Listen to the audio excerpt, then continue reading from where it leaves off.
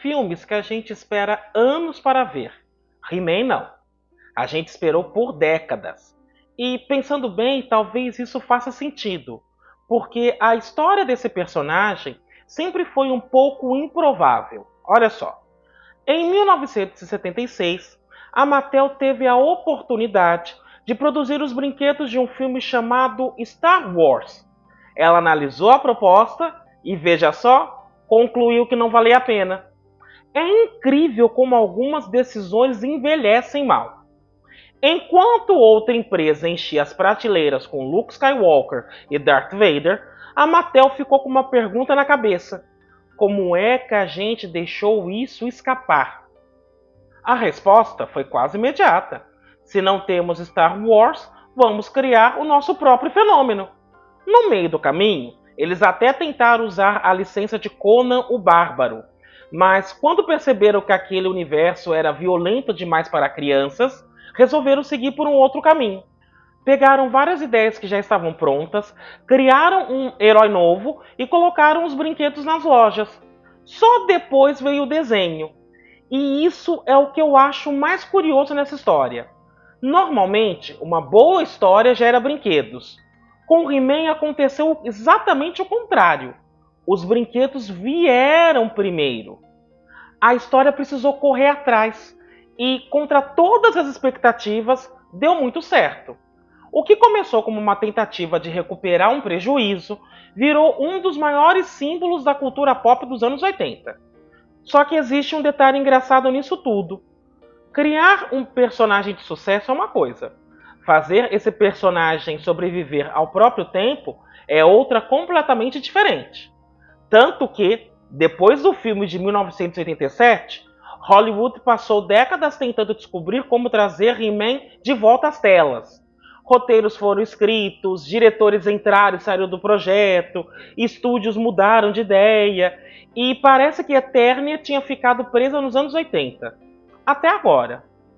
E eu confesso que quando eu fui assistir esse filme, eu entrei com uma pergunta muito específica na cabeça. Não era se os efeitos especiais seriam bons, nem se o ator escolhido convenceria como He-Man. A minha dúvida era outra. Será que ainda existe espaço para um herói como He-Man? Porque responder essa pergunta diz muito mais sobre o filme do que simplesmente decidir se ele é bom ou ruim. E é sobre isso que a gente vai conversar hoje.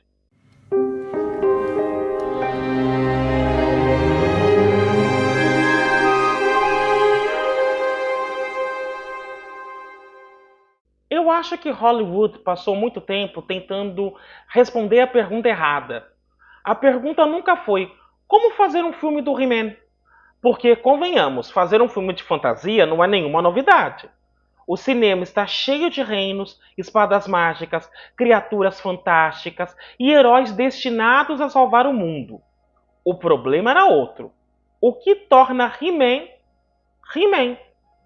Parece uma pergunta boba, mas não é. Porque, se você parar para pensar, ele não é um personagem particularmente complexo. Ele não tem o conflito do Batman, não tem o humor do Homem-Aranha, não tem a ambiguidade de um Tony Stark. Ele é um herói muito mais direto, quase um herói de conto de fadas. Existe o bem, existe o mal e existe alguém disposto a lutar pelo bem. Só que o cinema mudou muito desde os anos 1980.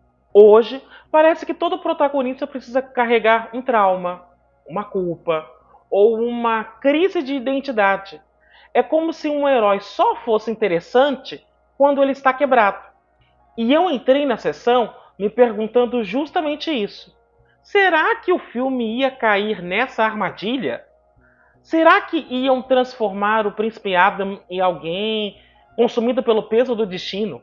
Alguém que passa metade do filme duvidando de si mesmo até finalmente aceitar quem é? Porque essa já virou quase uma fórmula. E, para minha surpresa, o filme não vai muito por esse caminho. Ele até flerta com alguma dessas ideias. Existem momentos em que o roteiro parece querer aprofundar o personagem, discutir responsabilidade, destino, essas coisas. Mas ele nunca transforma isso no centro da narrativa. E eu acho que foi uma decisão acertada. Não porque essas histórias sejam ruins, muito pelo contrário. mas porque eu não tenho certeza de que He-Man precise delas. Às vezes a gente esquece que existem diferentes tipos de heróis. Nem todo protagonista precisa ser desconstruído para funcionar. Às vezes, a graça está justamente em acompanhar alguém que inspira mais do que hesita. E talvez seja isso que explique por que tantas tentativas de adaptar essa franquia ficaram pelo caminho. Durante anos, Hollywood pareceu procurar uma versão mais adulta de He-Man. Este filme faz uma aposta diferente. Em vez de perguntar como modernizar o personagem, ele parece perguntar uma coisa muito mais simples. O que fazia as pessoas gostarem dele desde o começo? Agora, isso não significa que todas as escolhas funcionaram, porque existe um momento em que o filme parece querer seguir dois caminhos ao mesmo tempo. E é justamente aí que começam os problemas do roteiro, e é sobre isso que eu queria conversar agora.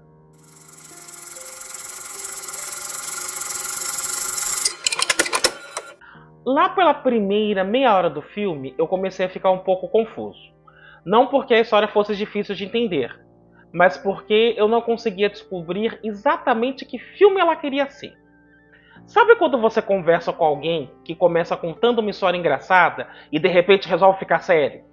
Depois faz uma piada, volta a ficar sério e você nunca sabe muito bem qual é o tom da conversa? Eu tive essa sensação algumas vezes. E talvez exista uma explicação para isso. O roteiro tem 5 pessoas assinando. De novo, isso não é por si só um problema. Cinema é uma arte coletiva. Mas às vezes dá para perceber quando diferentes ideias sobreviveram até a versão final. Há momentos em que parece que o filme quer discutir o peso de assumir um destino que você não escolheu. Logo depois, ele muda completamente o clima e vira uma aventura descompromissada. Aí em seguida, ele tenta construir um momento mais emocional e corta para uma sequência de ação. No começo, eu achei que isso fosse me incomodar mais. Só que aí aconteceu um negócio muito interessante. Eu parei de esperar que o filme fosse se aprofundar nesses temas. E quando fiz isso, comecei a aproveitar muito mais a experiência. Porque aí eu percebi que Mestres do Universo não estava tentando ser uma fantasia existencial. Ele quer recuperar uma sensação que, para mim, anda meio esquecida no cinema: o prazer da aventura. Sabe aqueles filmes em que você simplesmente aceita embarcar na viagem? Você não fica procurando uma metáfora escondida em cada diálogo. Você não espera uma reviravolta que vai mudar completamente o significado da história. Você só quer descobrir o que existe atrás da próxima porta. Qual criatura vai aparecer, qual batalha vem agora, e existe um mérito nisso. Hoje parece que a gente associa a qualidade à complexidade. Como se um filme só pudesse ser bom se tivesse 10 camadas de interpretação, 3 dilemas morais e um protagonista emocionalmente destruído. Mas a aventura também é uma linguagem. E fazer uma boa aventura talvez seja mais difícil do que parece. Isso não significa que o roteiro seja impecável. Alguns personagens poderiam ter mais espaço, certos conflitos aparecem e desaparecem rápido demais, e há momentos em que dá para imaginar uma versão mais enxuta da história, e que esta versão em particular teria funcionado ainda melhor. Mas, curiosamente, esses problemas nunca me tiraram do filme. E acho que isso acontece porque existe outra pessoa segurando tudo muito bem. Não é o roteiro, é quem está atrás da câmera. Porque mesmo quando a narrativa oscila, há uma coisa que nunca vacila: a maneira como Eternia ganha vida na tela.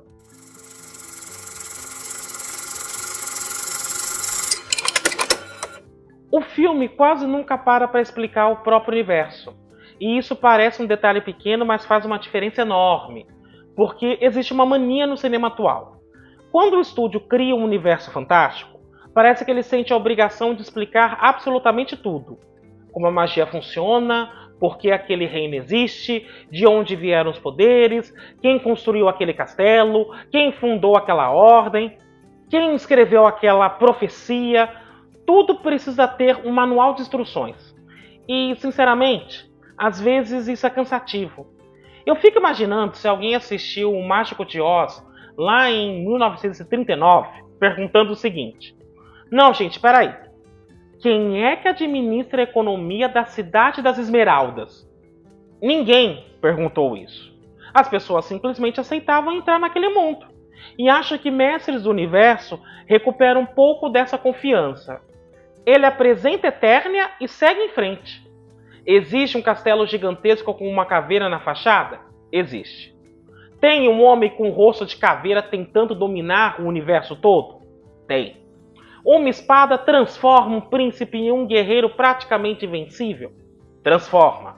O filme não fica preocupado em justificar essas escolhas. Ele está mais interessado em fazer você acreditar nelas enquanto a história acontece. E acho que aí entra o trabalho do Travis Knight, o diretor do filme. Porque convencer não é a mesma coisa que explicar. São coisas completamente diferentes. A direção entende que aquele mundo precisa ter textura, peso, escala. Quando a câmera passeia pelos cenários, você sente que Eternia continua existindo, mesmo quando os personagens saem de cena. E os figurinos ajudam muito nisso. Eles preservam aquele exagero clássico do desenho, mas ganham detalhes suficientes para parecerem roupas usadas por pessoas, e não fantasias compradas para alguma convenção. As criaturas seguem a mesma lógica. Elas não estão ali para mostrar quanto dinheiro foi gasto com efeitos especiais. Elas fazem parte daquele ecossistema. E talvez seja justamente por isso que, depois de alguns minutos, você para de reparar nos efeitos. Você começa simplesmente a acompanhar a aventura. E, para mim, esse é um dos maiores elogios que se pode fazer a um filme de fantasia. Quando você deixa de observar o mundo porque já está vivendo dentro dele. Agora, construir um mundo bonito não basta. Se os personagens não convencem, todo esse trabalho perde força. E foi aí que o elenco acabou me surpreendendo mais do que eu imaginava.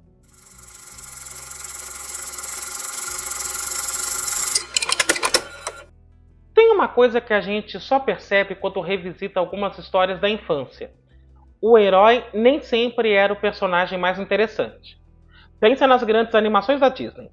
Em O Rei Leão, muita gente lembra mais do Scar, do Timão, do Pumba do que do Simba. Em Aladdin, o gênio praticamente rouba o filme. Em Peter Pan, o Capitão Gancho é muito mais divertido do que o próprio Peter. E com He-Man acontece uma coisa parecida. Quando a gente fala em Mestres do Universo, é claro que lembra do He-Man. Mas experimenta fechar os olhos por um segundo. Qual é a primeira imagem que vem à cabeça? Eu apostaria que, para muita gente, é o esqueleto. Porque ele sempre foi um daqueles vilões que parecem se divertir sendo vilões. Ele não quer dominar Eternia porque sofreu um trauma na infância. Ele quer dominar Eternia porque ele é o esqueleto. E curiosamente, isso basta. O Jared Leto parece ter entendido exatamente esse espírito. Eu sei que ele é um ator que costuma dividir opiniões. Afinal, é o mesmo ator que protagoniza Clube de Compras Dallas e Morbius.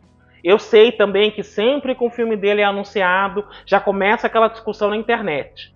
Mas aqui, eu achei que ele fez a escolha certa. Em vez de tentar transformar o esqueleto em um vilão sombrio, silencioso e ameaçador o tempo todo, ele abraça o exagero. Tem ironia, tem teatralidade, tem aquele prazer quase infantil de provocar o herói.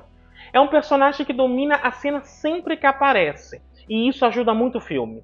Porque uma aventura costuma ser tão boa quanto o vilão que ela apresenta. Já o Nicholas Galitzine faz uma escolha quase oposta. Ele não tenta reinventar o Príncipe Adam, nem tenta transformá-lo em um protagonista cheio de trejeitos para parecer moderno. É uma interpretação bastante direta e eu acho que isso combina muito com o personagem. O Adam funciona quase como uma porta de entrada para a Eternia. É através dele que o espectador conhece aquele universo. Então faz sentido que ele seja mais contido. Quem traz as cores mais fortes são justamente os personagens ao redor. A Camila Mendes entrega uma Tila muito segura nas cenas de ação. O Idris Elba tem aquela presença que parece dispensar esforço. Ele entra em cena e você imediatamente entende porque os outros personagens o respeitam. E existe mais um personagem que, na minha opinião, trabalha em silêncio durante o filme inteiro. É a trilha sonora que tem a participação do Brian May, guitarrista do Queen. Ela não está ali tentando virar protagonista. Ela faz uma coisa muito mais importante. Ela lembra o tempo todo que isso é uma aventura. Hoje a gente fala muito sobre efeitos especiais, fotografia, CGI, mas uma boa trilha ainda tem um poder enorme. Ela diz ao espectador como aquele mundo deve ser sentido. E aqui ela devolve uma sensação que combina perfeitamente com Eternia, a de que existe alguma coisa grandiosa esperando logo depois da próxima montanha. No fim das contas, foi isso que mais me chamou a atenção no elenco. Ninguém parece estar tentando reinventar esses personagens. Os atores parecem preocupados com outra coisa: fazer com que eles sejam divertidos de acompanhar. E para uma história como He-Man, talvez esse seja o elogio mais importante que se pode fazer.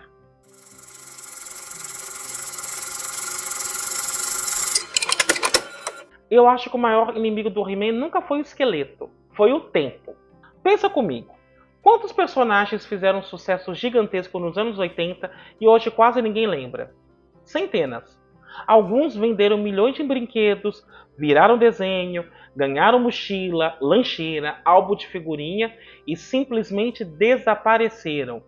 Quer um exemplo? Procure aí o rato Topo Gigio. Este é um bom exemplo disso. O curioso é que isso não aconteceu com o He-Man. Mesmo passando décadas praticamente longe do cinema, ele continuou existindo. De vez em quando aparecia uma série animada, um quadrinho novo, uma coleção de brinquedos. Alguém sempre encontrava uma forma de manter Eternia viva. E isso me fez pensar que talvez a força de uma franquia não esteja apenas nas histórias que ela conta. Está na capacidade que ela tem de continuar despertando imaginação. Porque ninguém brincava de ser He-Man por causa do roteiro do desenho. As crianças brincavam porque era divertido imaginar que uma espada podia transformar qualquer um no homem mais poderoso do universo. O cinema, às vezes, esquece disso. Ele tenta recuperar personagens, quando talvez devesse tentar recuperar sentimentos. E acho que esse filme entende isso melhor do que eu esperava. Não porque ele seja revolucionário, na verdade ele está bem longe disso. Ele também não muda o rumo do cinema de fantasia. Nem pretende aqui reinventar a maneira como adaptamos desenhos animados. Mas ele faz uma coisa que parece simples e talvez por isso mesmo seja tão difícil. Ele convida o espectador a brincar de novo. Durante 2 horas você aceita que existe um castelo com uma caveira gigante. Aceita que um tigre verde entre em batalha. Aceita que um homem com uma espada pode enfrentar forças que parecem impossíveis.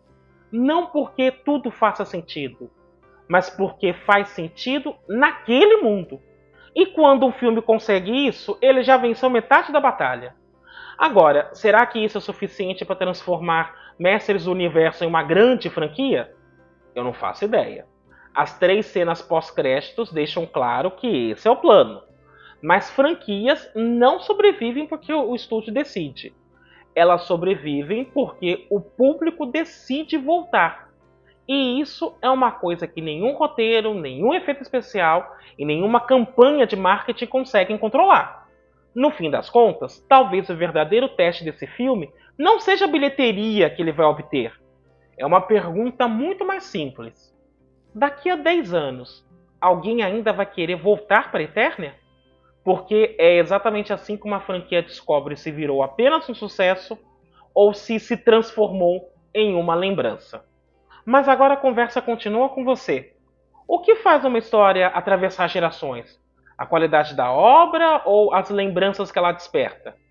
Deixe a sua opinião nos comentários, eu vou gostar de ler. Eu sou o Fábio e esse foi mais um comentário pós-créditos. Porque às vezes a melhor parte do filme começa quando os créditos terminam. Até a próxima!